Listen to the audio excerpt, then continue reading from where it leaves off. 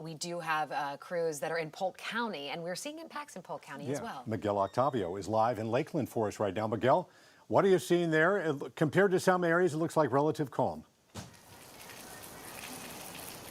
Well, Dave and Courtney were actually under some sort of covering in this hotel room, but I can tell you throughout the day, the winds and the rain, they have gotten much stronger. And right now, as Courtney mentioned there, the message from the county right now is the time to hunker down, shelter in place, because this isn't even the worst of Milton quite yet. We're already receiving reports of down power lines. Some roads you can't even pass because of flooding in those roads. And as it gets darker out here, the county warns you don't know how much water is down there. So he says right now is really the time to hunker down and shelter in place here in Polk County. We know much of the focus right now are in those coastal counties where Milton could make landfall, but he warns this is expected to, or they're anticipating this to travel across the state, and they're expecting the impact from those strong winds and heavy rains across Polk County right now. At last check just a couple hours ago, he says more than 5,000 people have now hunkered down to their emergency shelters, but he says time has pretty much run out to go to those shelters. So you need to hunker down,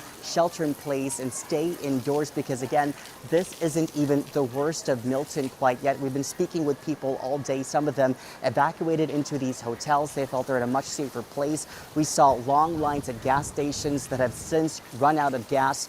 People just desperate to get as much supplies as they can, but right now we're anticipating the worst of Milton. So you need to stay indoors, shelter in place, because these conditions, even as far inland here in Polk County, they can get dangerous from those strong winds and the heavy rains as well.